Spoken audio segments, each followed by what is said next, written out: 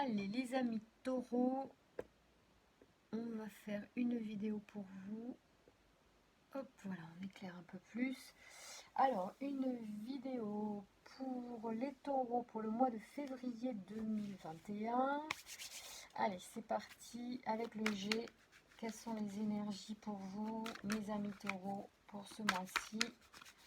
Oui, j'en ai des amis taureaux, quelques-uns, des hommes, des femmes, de partout. Alors, et même dans ma famille. Alors, les taureaux, merci pour les amours. Quelles sont les informations, s'il vous plaît, pour les taureaux pour le mois de février 2021? Quelles sont les énergies pour les amours des taureaux ce mois-ci, s'il vous plaît? Merci de me donner les informations pour les amis taureaux pour le mois de février, pour les amours.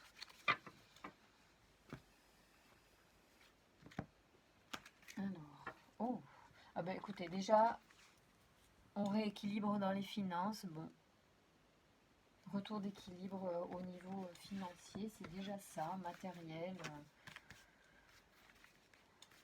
Merci de me donner des informations pour les amours des taureaux, s'il vous plaît. Merci de me donner des informations pour les amours des taureaux au mois de février, s'il vous plaît.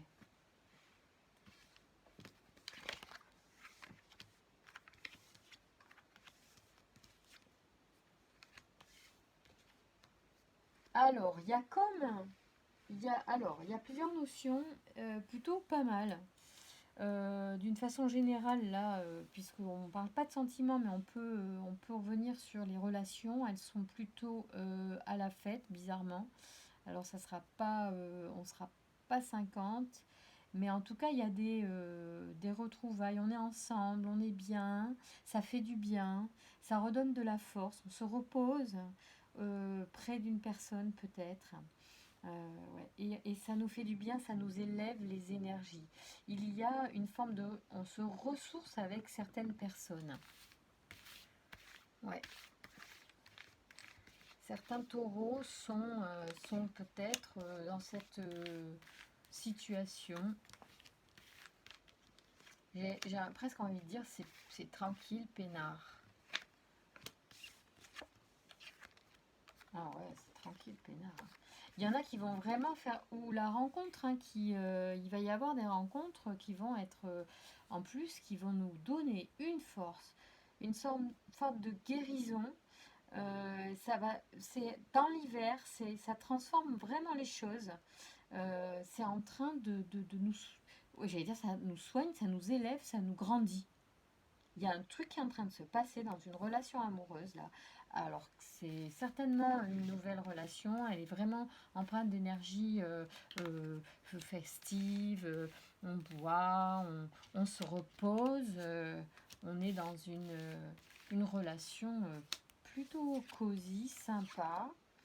Alors, et pour autant, il y a eu des doutes.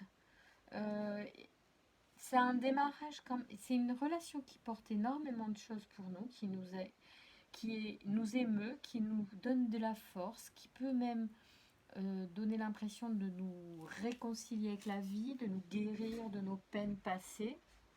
D'accord. Et pour autant, certains sont méfiants, euh, où ça vient guérir une certaine solitude passée et ça remet ouais, ça remet un cœur qui était en peine à flot d'énergie. Merci de me donner des informations sur cette situation pour les taureaux. Ouais, c'est un cadeau. Ouais, en fait, c'est parce qu'il y a eu un vol précédemment. Je pense qu'il y a eu un vol d'énergie. Ah, franchement, je suis obnubilée par le livre de libérer, libérer les émotions. Alors, voyons. J'ai l'impression que je parle que de ce livre.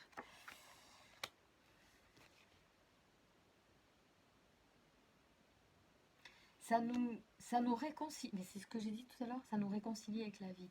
Il y a beaucoup de rouge, il y a beaucoup d'amour, il y a beaucoup de cadeaux, il y a beaucoup de joie, il y a beaucoup de célébrations, même s'il y a des choses qui nous ont blessés par le passé ou qui réveillent parfois dans cette relation des doutes, des craintes liées à des choses passées, il y a, il me semble, une relation qui nous fait énormément de bien.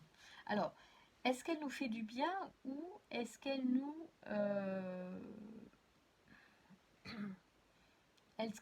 pompe de l'énergie? Ou est-ce que c'est une relation précédente qui nous a volé de l'énergie et que celle-ci justement, nous comble cette énergie perdue? À vous de vous poser les questions, à vous de voir où vous en êtes par rapport à ça. Si cette personne, vous n'en seriez pas dépendante, par exemple. C'est-à-dire que c'est pas vous qui décidez de tout. Pour certains, ça pourrait être aussi ça. Donc à voir, d'accord. Positionnez bien les choses pour pas vous faire bouffer par une personne qui c'est tellement chouette en fait que vous êtes un peu coincé peut-être ou ça vous roule là. Ouais. Non, mais c'est chouette, hein, il n'y a pas de négatif, voilà, c'est les relations humaines, rien n'est parfait. Là, soit ça réveille des blessures antérieures, donc ça c'est vous qui savez. Si il y a des choses où ça pique, c'est parce que vous avez une blessure liée à ce que la personne vous confronte. Et là, c'est à vous de travailler là-dessus. Et si vous travaillez sur ça, là, sur ça, hein, vous voyez, alors ça peut être la transformation, le changement de peau, ça peut être aussi l'hypocrisie, voilà. Et ici, on a la sécheresse, le désert et le vol. Donc, il y a plusieurs possibilités. Moi, quand je regarde là, la suite des cartes, j'ai l'impression que c'est une relation qui est en train de vous guérir de quelque chose. Alors, c'est une relation qui va arriver ou qui est en place hein, depuis peu. Hein, c'est un truc super, c'est récent. On peut tout à fait s'interroger là-dessus, avoir envie d'avoir des notions. Soit c'est une relation qui va arriver dans votre vie, qui va en fait se révéler être. Enfin, vous n'allez pas forcément en avoir conscience, mais moi j'ai l'impression que les cartes le disent, que c'est une relation qui est là pour guérir quelque chose qui vient guérir quelque chose en lien avec des émotions passées ou des pertes d'énergie passées dans d'autres émotions, dans d'autres relations, excusez-moi. En tout cas, là, il y a une forme on reprend de la force, il y a une élévation, il y a un repos, c'est-à-dire qu'il y a quand même, pour moi, hein, sur les premières cartes qui sont sorties, une notion de guérison, une notion de quelqu'un qui vient soigner. Enfin, c'est pas vous, en tout ça, c'est inconscient en fait. Ça met de la lumière aussi sur des choses passées. Le cœur de l'hiver va être vraiment la période où vous allez ressentir ça, vous allez être confronté à ça. On est en plein dedans, là, janvier, février. Je pense que c'est ce qui est en train de se...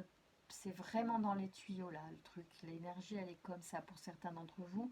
Vous êtes dans une relation, vous allez rencontrer une relation tellement belle que vous allez peut-être avoir peur de perdre, vous allez être confronté à des émotions fortes qui vont vous déstabiliser parce qu'elles vont vous remettre face à des choses qui sont des blessures qui ne sont pas guéries. Voilà ce que je ressens. Cette relation qui arrive est une relation qui vous remet face à ça pour que vous puissiez les guérir.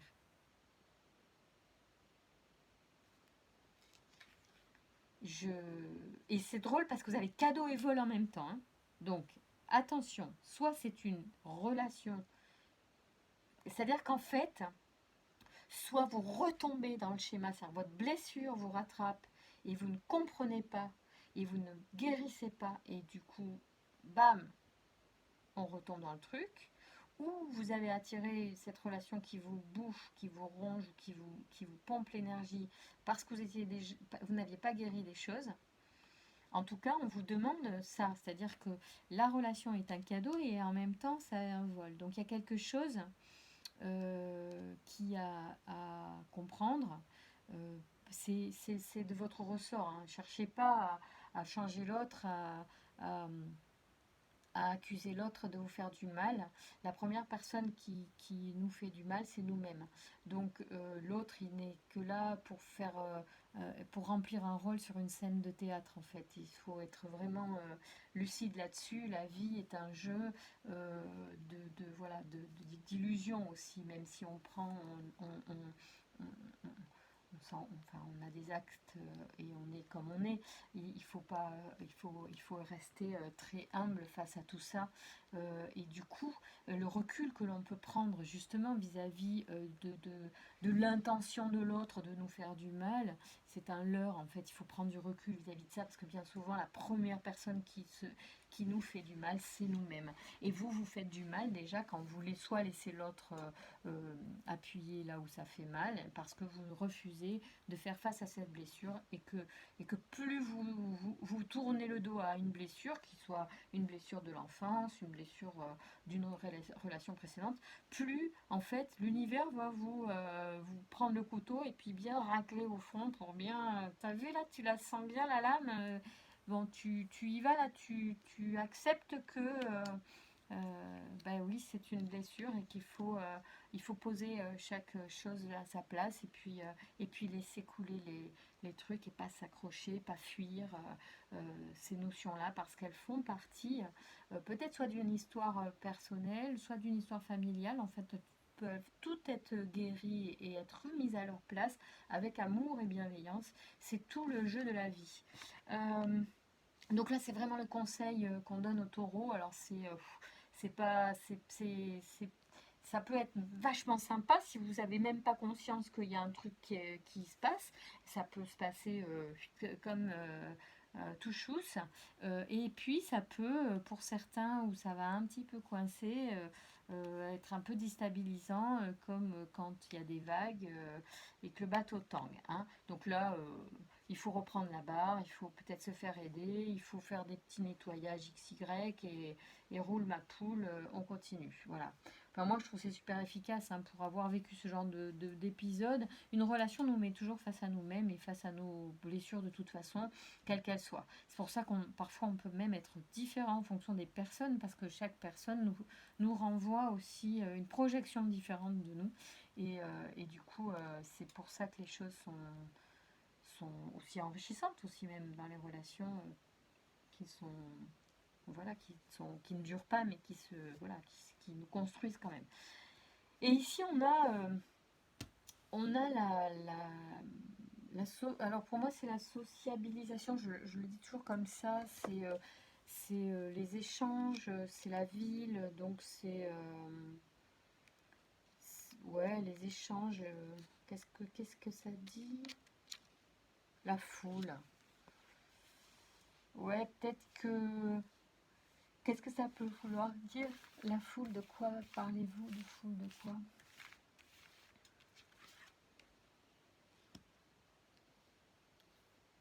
Hmm. Je me demande si... Alors, ouais, c'est marrant. Bon, soit ça veut dire... euh, c'est marrant.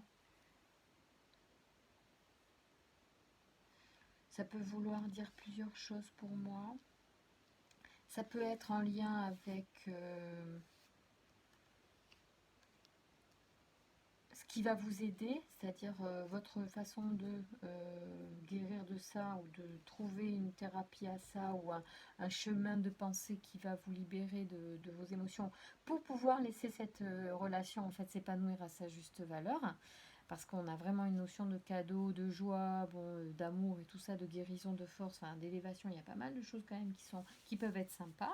Soit c'est pas la bonne relation, mais que c'est une relation qui va vous permettre de guérir et puis vous allez effectivement ou consulter ou lire des choses. Moi, je dirais plutôt quelque chose. Lire il y a un livre peut vous guider dans la guérison, dans la compréhension de ce que vous êtes en train de vivre. Donc regardez dans les livres hein, si vous trouvez quelque chose qui vous inspire. Vous allez trouver l'harmonie en tout cas. Les choses vont, les choses vont se remettre en place. Vous allez trouver une solution en fait. Vous allez trouver une solution. Ouais, c'est bien, hein, vous avez un beau jeu parce que là, là il y a une histoire quand même qui est très forte, hein. Et c'est bon, hein, il n'y a pas de choses. Moi, j'ai pas trouvé des choses moches, quoi, hein. Ça bouscule un peu, bon, bah, parce qu'il y a un peu de passion, sûrement, il y a un peu de. Vous êtes épris, j'allais dire, vous êtes mordu. Ouais, vous êtes mordu là. Il y en a, je pense, dans cette relation. Donc c'est pour ça que vous êtes un peu emmerdé. Quand on aime moins, on n'a pas, les émotions ne sont pas les mêmes. Là, il y a une histoire de. Oh, c'est pas forcément vous qui avez les rênes, alors ça peut vous déstabiliser. Voilà, vous êtes la personne qui vous mène par le bout du nez. Merci de nous donner des informations pour les taureaux. Quelles sont les informations sur ces relations, sur les amours, février 2021, s'il vous plaît, et pour ceux qui ont des rencontres qui arrivent. Il y a de l'amour véritable, hein, et c'est certainement lui. Donc il y a quand même besoin, et c'est nécessaire de justement de relativiser, de prendre du recul, de travailler sur soi, pour ne pas gâcher une relation qui se présente à nous, qui est très belle, qui est très prometteuse, qui apporte énormément de bienfaits comme de la force, du repos, de l'harmonie. Il y avait pas mal de notions dans le jet quand même qui étaient intéressantes. Et ça, ça peut valoir le coup. Je veux dire, on peut pas, à chaque fois qu'on est face à nos émotions, on ne peut pas quand même à chaque fois jeter la personne parce qu'elle nous met un miroir en face qui ne nous plaît pas. Parce qu'elle fait sortir parfois de nous des choses moches, des comportements qui ne nous plaisent pas. Et du coup, peut-être qu'on jette l'autre parce que cette façon que nous avons d'être avec elle ne nous plaît pas et on ne se reconnaît pas. Eh bien, c'est parce qu'en fait, on est en train simplement de toucher à des choses qui ne regardent que nous et sont souvent en lien avec des blessures. Donc, ça vaut vraiment le coup là, parce que amour véritable, et c'est certainement lui, vous avez là des choses quand même qui sont puissantes au niveau des messages des anges de l'amour. Et assez définitive, extrême, j'allais dire, vous voyez. Bon, restez optimiste pour votre vie amoureuse. C'est fait 2 fois qu'elle saute cette carte, donc je la prends. Ça veut dire qu'il y en a qui baisseraient peut-être un peu les bras. C'est pas le moment. C'est vraiment pas le moment. Vous voyez. Par contre, on vous demande certainement dans le G, notamment, de mettre, de faire attention à vos blessures. Il y a vraiment une notion de ça. Peut-être de sabotage perso, je sais pas. Alors, il y a une codépendance dans cette relation pour vous. Donc, alors la codépendance, c'est pas forcément négative, hein, elle peut être constructive. On peut aussi, au départ, ça peut être une codépendance et puis elle peut se transformer. Je pense justement quand la blessure est guérie, si vous saisissez l'opportunité de faire un travail assez rapidement, dès lors que vous ressentez qu'il y a quelque chose qui vous pique, et que la personne est belle et que ça ne mérite pas justement que vous gâchiez tout, et si vous travaillez sur ces notions, vous allez certainement lever la codépendance. Elle va se défaire. La codépendance sera... ouais, vous en serez libéré. Oh, mais c'est intéressant, hein, ça. Ok, qu'est-ce que je voulais vous tirer d'autre? J'ai un truc que je voulais vous lire. Bon, on va rester sur ces notions-là parce qu'elles sont particulièrement pertinentes. Et du coup, je me permets de vous prendre l'oracle de... Donc, j'ouvre mes ailes, l'oracle de la transformation, pour voir justement pour les... Alors, merci pour les taureaux de me donner des informations sur les choses qui peuvent être éventuellement à travailler dans cette relation. Alors, ok. Oh là là, il y en a plein. Ça fait trop. Hein. J'en veux bien une autre, puis ça ira. Alors là, on est sur ne vous enfermez pas dans votre colère. Merci de me donner d'autres informations pour les taureaux. Si besoin, quels sont les aspects éventuellement. Ok. Alors, ici, on a 2 choses qui sont sympas.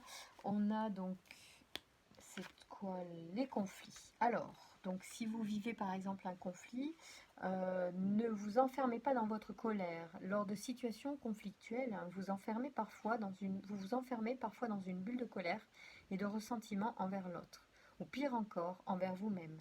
Ainsi vous vous isolez et vous faites l'inverse de ce que vous cherchez. Cherchez la fenêtre ou la porte d'entrée pour comprendre vos émotions et le conflit deviendra un outil d'évolution vers un mieux-être. Donc ça rejoint ce que je vous dis depuis tout à l'heure. Je ressens ça pour vous. Certains taureaux, il est où? Ah, voilà. Donc c'est conflit et c'est la 2. Alors je vais essayer quand même d'approfondir la carte parce que c'est intéressant, je pense, de vous le lire. Pour ceux que ça intéresse, en tout cas, le dicton le dit bien. La colère est bien mauvaise conseillère. Ajoutons, surtout lorsqu'elle donne lieu à un enfermement sur soi au lieu d'une ouverture à soi et au monde. S'enfermer dans sa bulle parce qu'on est en conflit avec quelqu'un équivaut à s'isoler du reste du monde et constitue un processus destructeur. La personne avec laquelle vous êtes en conflit vous offre un miroir de vos propres conflits intérieurs. Elle vous rend service. Si vous avez été en danger chaque fois que vous osiez vous opposer dans votre famille, vous avez pu chercher à vous séparer de votre partie contestataire pour éviter le rejet, la punition ou l'humiliation. Cela expliquerait en partie ce qui vous amène à vous replier sur vous-même en situation réelle ou potentielle de conflit. Vous ne croyez plus avoir le droit d'exprimer votre point de vue et votre désaccord en restant en connexion avec votre être. Vous retournez donc dans votre bulle et vous ressentez une opposition avec l'autre, vous occupant ainsi de toute possibilité d'évolution. Vous coupant ainsi de toute possibilité d'évolution. Le conflit, c'est simplement une friction répétée qui finit par faire des étincelles. Ne soyez donc pas en conflit avec vous, trouvez vos propres espaces de conciliation. Respirez bien et ouvrez votre cœur qui est le siège de toute relation. Ne vous enfermez plus dans l'autodestruction et cherchez à transformer votre rage et courage de vivre et de dire. Oui, c'est sûr, c'est beau. Bien. Ça rejoint ce que je disais hein, par rapport aux émotions. Il faut y faire face, là, il semble que ce soit le moment et que la rencontre ou la personne qui vous fait vivre des émotions vous offre l'opportunité, justement, de guérir de quelque chose. C'est plutôt sympa, ça. Hein, mais forcément, c'est dur. Voilà, forcément, ça fait mal. Mais bon. Alors, il y a une place bien réelle pour vous. Pardon, là voilà. Vous devez la trouver et la prendre, ce qui constitue une véritable initiation en soi. Cette place sera à la fois votre piste d'envol et votre lieu d'atterrissage. Vous avez tendance à laisser votre place aux autres pour ensuite ressentir de la frustration ou de la peine de ne pas avoir eu assez de place. Vous ne savez pas très bien où est votre place ou comment la prendre. Vous avez encore peur d'empiéter sur celle des autres. Et il vous arrive aussi d'en prendre un peu trop quand vous avez une chance, ce qui est la conséquence de multiples années de privation. Vous avez souvenir de toutes les fois où il y avait pas de place pour vous dans la famille, à l'école ou avec les amis. Une place physique parfois, mais aussi une place pour vos idées, vos sentiments, vos émotions et vos besoins. Vous avez dû partager votre place avec votre petit frère ou votre petite sœur, parfois même céder votre place à l'autre. Vous avez dû vous taire car l'autorité vous imposait le bâillon et vous vous demandiez « ai-je vraiment ma place dans cette famille, dans ce bureau ou dans cet endroit ?» La bonne nouvelle pour vous, c'est qu'il y a une place qui vous est réservée et qui vous appartient de droit divin et de droit humain. Dans le grand casse-tête de l'humanité, il y a un espace vide et vous devez y installer votre morceau. Mais ce morceau est parfois perdu dans l'ensemble des morceaux et vous devez trouver sa forme, sa taille, sa couleur. Soyez attentifs aux indices. Ils sont nombreux autour de vous. Courage, vous avez fait un grand bout de chemin et vous arrivez au but. Votre place vous attend, ne passez pas à côté. Donc là, il y a aussi ça, c'est-à-dire que même dans le couple, hein, peut-être parce que j'ai l'impression que certains d'entre vous sont en lien avec des personnalités qui vont exprimer beaucoup plus leur amour, qui vont être beaucoup plus dans la relation très, très partie prenante d'entrée de jeu. Et du coup, on va avoir du mal à trouver sa place. On va même peut-être, du coup, souffrir en fait, c'est ça. On ne se lâche pas là. Il faut se lâcher. Il faut vraiment profiter et se lâcher. Allez. On va vers l'amour véritable et le premier amour véritable, c'est vous. Pour vous aimer vraiment, il faut aussi vous regarder même dans les côtés les plus sombres de votre être et avec bienveillance et amour.